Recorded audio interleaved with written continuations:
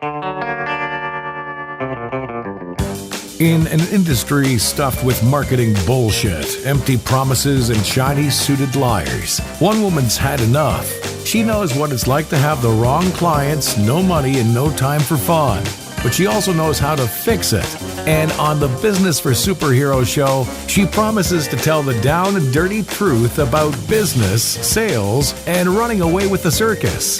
Here's your host, Vicky Fraser. Hello and welcome to the Business for Superheroes show. I am Vicky Fraser, Chief Superhero, and this is Joe. Hello. Hi Joe. Hi. How was Kung Fu? Kung Fu was all right. I got to beat up a noob. Excellent. Was. And I got to do an amaze move in my circus class. Excellent. Which I'm going to post. I'll probably post on my website and tomorrow's daily email. So if you want to see me swinging around and generally, actually not face planting, keep an eye on tomorrow's email. No, it's not going to be tomorrow by the time you... see. Oh, God, when's that going to be going out? Well, there'll be a blog post at some point, so keep an eye on Facebook. Just sign up and read things. Well, yeah, but by the time... It's tomorrow's email, but by the time they listen to this, it's going to be Saturday, and tomorrow is Wednesday. It's very complicated, all this time travel stuff. It's very complicated. Anywho. So, we're going to be talking about the long... Yes, the long yes. The long yes. The long yes. And we're going to do that. And I don't want to be too chaotic, but I wanted to just mention, after last week's talk about mindsets, fixed mindsets and growth mindsets, how occasionally I need to be smacked around the head really hard. Not allowed to do that. No, and of course you're not, but I can smack myself around the head. Okay. Because we are, at the moment, as you've probably guessed if you've been paying attention to any of the other stuff that I do, trying to buy a house. Yeah. And good Lord, it's a nightmare. Well, the nightmare is compounded by the fact that the tax law on stamp duty changes in April. Mm. So buying a house isn't that complicated. Buying a house to a really tight deadline is complicated. And it shouldn't be. Because there's no chain. We haven't got anything to sell. The people who are selling haven't got anything to buy. It's just that banks are arseholes. Anyway. Other opinions are available. No, they're not. I think everybody in the world will agree that banks are arseholes. I don't think that's a... Anyway. But yeah, anyway. It's been very, very, very stressful for me because I get very, very stressed about stuff like that. And then I realised that that's a really fixed mindset way to think about things. Because for me to say I am a stressy stress head, actually then I take the power away from myself to make a choice. And it's really funny because yesterday was a nightmare, wasn't it? And we came the closest to having a row that I think we've come in years. Because, I mean, we have disagreements and we have discussions, but we very rarely row, do we? Very rarely row. Very rarely. And most of the time I just act like a twat and you roll your eyes and that's fine. But, yeah. In case you weren't aware, I'm the relaxed one of this relationship. Yeah, Joe totally is the relaxed one. But then that's fixed mindset. I should be. And sometimes I do manage to be more relaxed. But yesterday, I had a bit of a day. And it got to the point where my chest was tight and I was worried that I was going to have some kind of a stressy middle-aged heart attack or something. And I'm not old enough for that. No. So, and it was really bad. And so I was like, right, I'm going running. And I went, and my 7.5 mile run was powered by rage and stress. And it was pretty good. I felt really, really good afterwards. Good. I felt much better. You seemed much better. Yeah, I was. And then today was also quite a stressy day. And so I realised kind of halfway through the day that I could choose to keep feeling stressed about things, or I could choose to acknowledge that it's a very stressful situation, but that I could choose whether or not to be stressed about it. And that did help a little bit, but it's kind of difficult to just will yourself out of that kind of stressy thing. So going to my circus class helped. You want to try the goldfish technique? Joe has this theory. Joe insists that there's nothing going on in his head at all except for goldfish, and I know that's not true because you're one of the smartest people I know. But it's all goldfish in here. Whenever you ask me, what are you thinking about? The answer is absolutely nothing. Not a bean. Nothing at all. That's not true. This will crack John and Dev up if they're listening, because they'll be like, oh my God, she's asking what you're thinking. She's talking. Yeah. Talking with a capital T, and I'm sure we'll talk about that another time. Anyway. Right, what are we talking about here? Buster Keaton. Buster Keaton. Yeah, because he's just awesome. If you've never seen Buster Keaton films, go out and watch them. And actually, I had an idea, because I reckon the person who leaves me the most useful review on iTunes or Stitcher Radio by the end of April, I don't mean the most positive. I'm not looking for people to tell me I'm awesome here. I mean a genuinely useful review that will tell other people whether or not it's worthwhile listening to. But the person who leaves the most useful and honest review on iTunes or Stitcher Radio, I will personally hunt you down and send you the Buster Keaton collection as a prize, because I totally think that everybody should watch Buster Keaton. It's very important. Okay. Can you tell we're halfway through a Buster Keaton season? Oh, but last night we're actually still watching the Fatty Arbuckle ones at the moment, because Buster Keaton started his career working as kind of Fatty Arbuckle's sidekick, wasn't he? Yeah. Along There were with two, weren't there? There was Al St. John as well, John. who's a funny-looking fella. Yes. But Buster Keaton is just ace. And Fatty Arbuckle's very funny as well, and he's got very good knife skills, hasn't he? Yeah, it's like the craft that these guys all had. You can tell they were just brilliant performers, because there's all this really casual, really skilled stuff they do when they're like, there's this particular scene where Fatty Arbuckle's a butcher. Yeah. And he's just like chopping sausages and chopping meat and doing things. But every time he strolls away from his table, he just casually throws this cleaver over his shoulder, and it lands point down exactly where he wants it to every time. It's incredible. And the more and more casual he is about it, and the further and further away he gets from the table, the more accurately this thing lands. And I think it's just ace. They're proper skilled people. It is ace, and that is the result of just doing the same thing over and over and over again.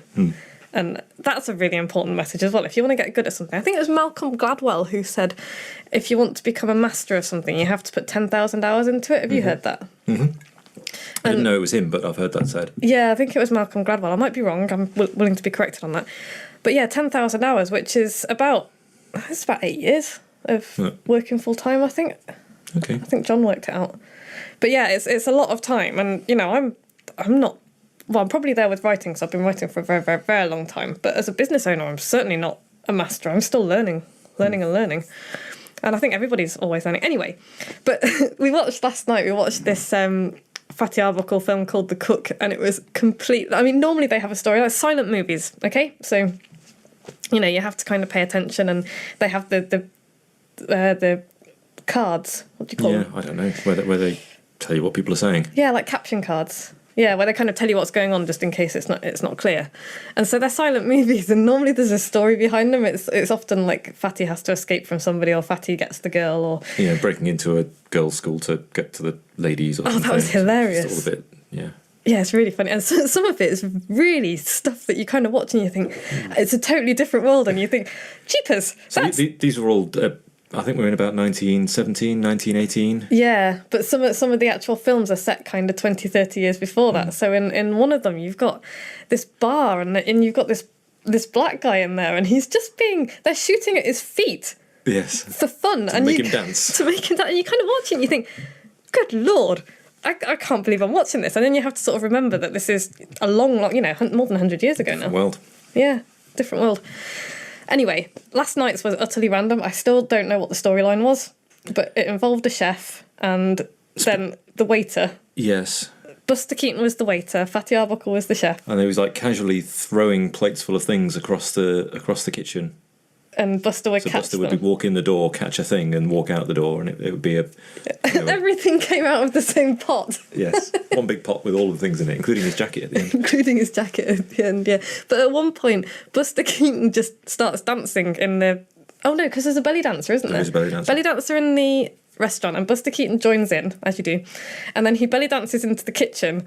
Fatty Arbuckle catches a glimpse of him and starts belly dancing as well, and adorns himself with all sorts of... Like whisks and pans and sieves and things. And I think a dustpan and brush at one point, and so the cooking kind of goes out the window while he does his dancing. Well, they're all, dancing with kitchen equipment. And then a bit later on, there's a scene with spaghetti.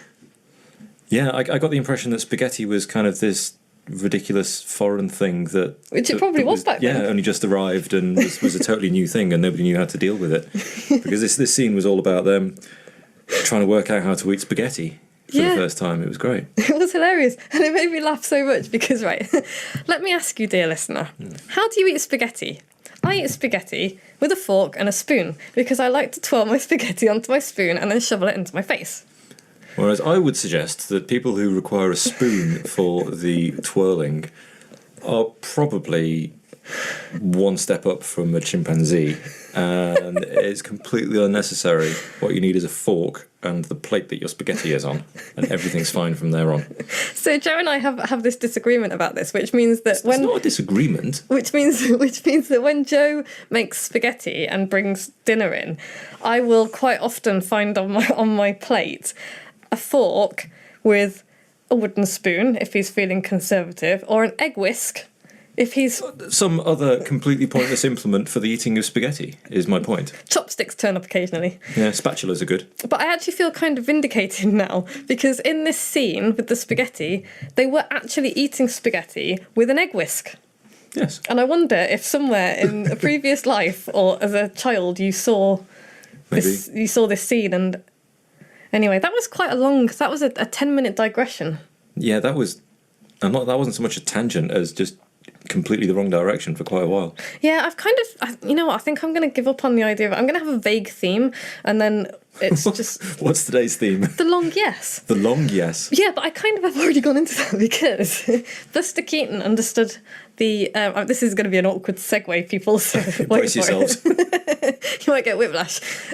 But Buster Keaton understood the value of connecting with his audience and building relationships, because he asked his audience for feedback, and he asked Joe's now giving me this look that he might as well have I am a skeptic written across his forehead. Okay. We should do a TV show. We really shouldn't do a TV show. Don't do a TV show. So yeah, he understood the importance of building a relationship with your audience, which is what you should do as a small business owner, because what I would like to kind of talk about today is the biggest strategic mistake that I see most small business owners make, particularly freelancers, because I've made it myself, and that's focusing on the short term rather than the long gains. Because when you start your own business, you tend to be really, especially as a freelancer, you tend to be really busy, or not at all busy. Totally terrified. Totally terrified, yeah. And I remember that because it was only a few years ago. And because you've got no, you're on your own, you've got no boss, which is both a good thing and a bad thing, because whilst there's no idiot to tell you what to do, there's no idiot to tell you what to do. This is where you come in. Yeah. No. What? Wait, hang on. I think you just called me an idiot. Yeah. So yeah, there's nobody to hold you accountable, and there's nobody to direct the business, because freelancers, I think there's this kind of, you need discipline basically, and I think freelancers think, oh yeah, I'm gonna be a freelancer and I'm gonna be free, and I know that this is true because this is what I thought. Mm-hmm. And there's nobody to tell me what to do, and it's really cool to work really late at night, and it's really cool to sleep late. And actually, it's not, because you need a routine and a schedule, and you need to plan stuff. And that sounds really boring, especially if you're a kind of creative person, because then routines aren't particularly sexy, are they? Really? No sexy routines, unless you're pole dancing. In which case, I look like a clown. It's not good. But yeah, you do need a routine, because otherwise you're going to be sloppy. And I've lost my thread. You got distracted with the pole dancing thing? No, I didn't. It's the whole freelancing, being chilled out and hippie-like.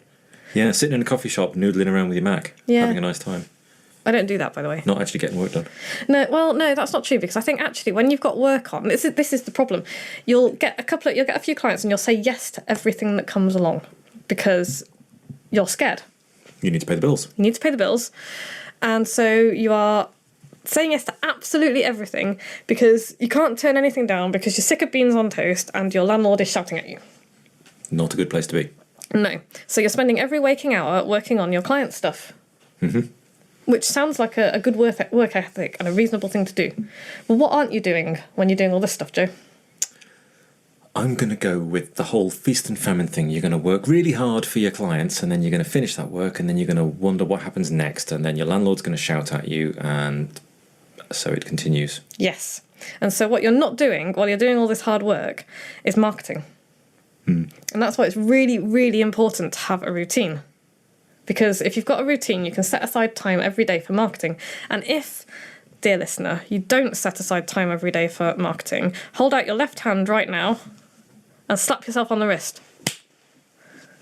Because you totally need to do this. I spend at least an hour every morning working on my own marketing, and all day Wednesday is spent on my own stuff. And I'm aware that not everybody can take a whole day out, but an hour a day is enough to get a lot of stuff done if you're focused and have a plan. And your plan should be in the long term. Because the other big mistake, the strategic mistake that I see small business owners make, is they go after the short-term wins. So they're like kind of scrambling around for the next new client, and I finished that job, and now I need to find another one. And so they get recommendations, which is probably the best way to get clients. But they'll be scrambling around after new clients. And that's mental, because it's really hard work. Stressful. Really stressful, really hard work. And there's much easier money. Where is the easiest money, Joe? I'm going to go with existing customers. Yes, bingo. The easiest money is always in your... Assuming, of course, that you haven't made them cry or in some other way. Yeah, horribly disappointed them. But if you've got happy customers and you've just finished a bunch of jobs and you're now thinking, shit, where's my next job coming from? Go back to your customers. Go back to your clients. Ask them what they've got coming up next. Tell them that you've got some space. Create a bit of scarcity. Because if you think that you're going to be busy, and you will be, something always comes along. If you think you're going to be busy, tell them that they need to book in now. Offer them an incentive to book in now. Tell them that if they, pay 50% up front right now, they'll have you blocked in for whenever it is that they need you. There's a whole bunch of stuff you can do. But the point is, the easiest money is always in your current customers. People get into a habit, don't they? They get into a habit of giving you money, and they get into a habit of communicating with you. Yeah. And if you just maintain that relationship and keep it tickling along, then next time they need something doing, they will come to you. Yeah. Next time you need to do something, you can go to them. Yeah. Just keep it all going. And yeah, speaking of keeping it going, the absolute best time to make more money from somebody is just after you've taken some money off them. And this is what one of my mentors, Peter, calls the rich taxi drivers. The thing that rich taxi drivers do. He put it better than that. Something to do with taxi drivers. But rich taxi drivers will never let you get out of the cab without booking the return journey. Rich taxi drivers always book the return journey. So they'll say, what time is your show finishing? If you're going to a show, what time is it finishing? I'll be here. And then you don't have to worry about calling a cab. Yeah. They're there, and they've got their return journey sorted. If they do that with everybody, they only have to work half the night, because the other half of the night's sorted.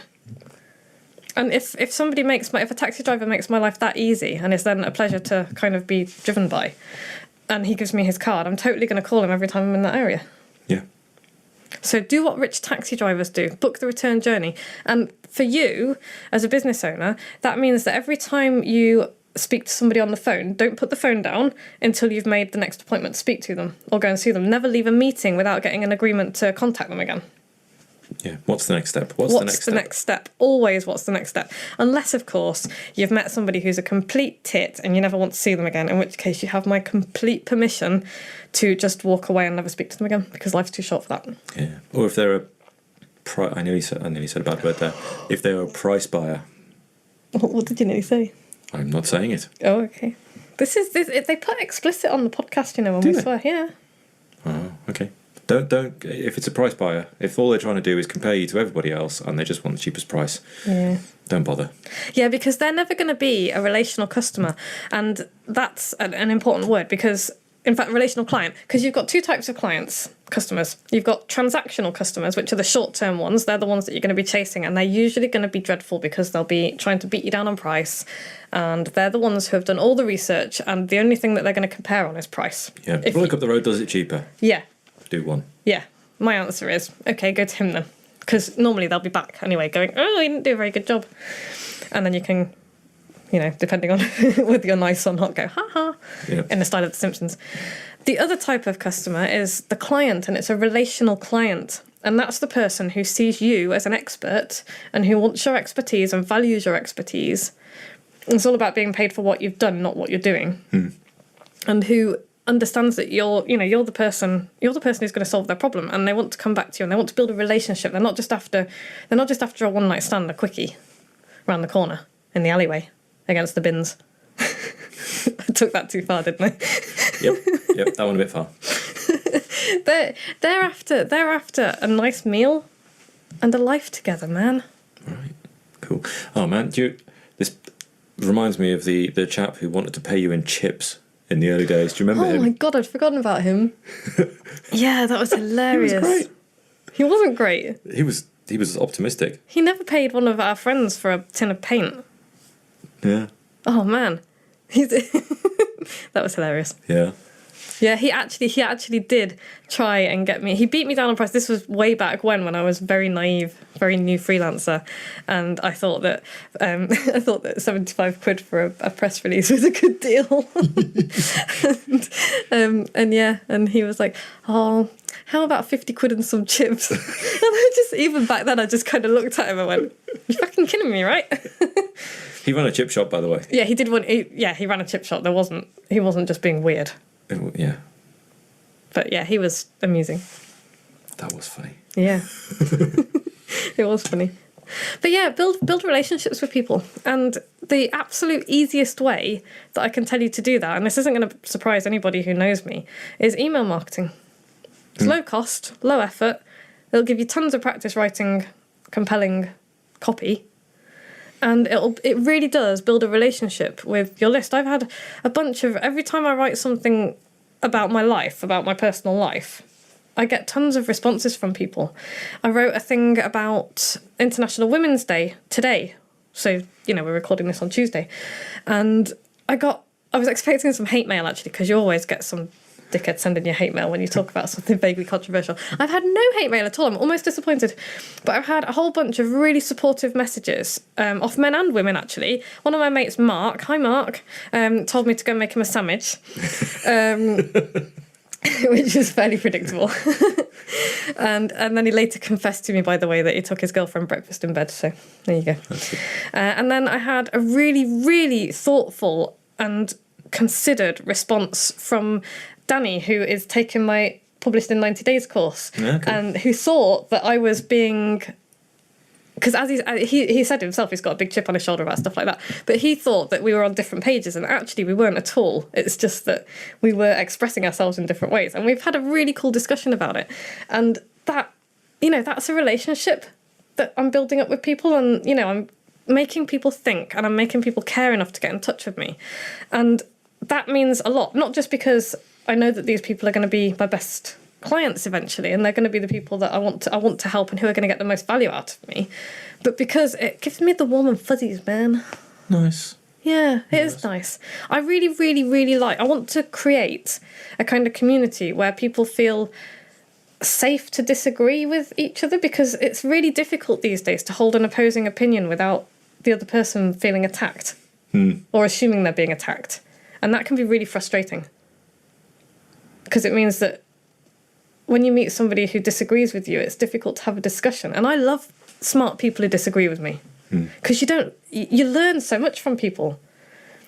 That's why it's why I really like listening to and reading Ben Settle's stuff, because he's like Mr. Email Genius over the pond, and some of the stuff he comes out with, I'm fairly sure he's exaggerating, but he and I are poles apart, and I disagree with an awful lot of what he says, but everything that he says makes me think and reconsider my own point of view, and I really value that. Yeah, it's really valuable.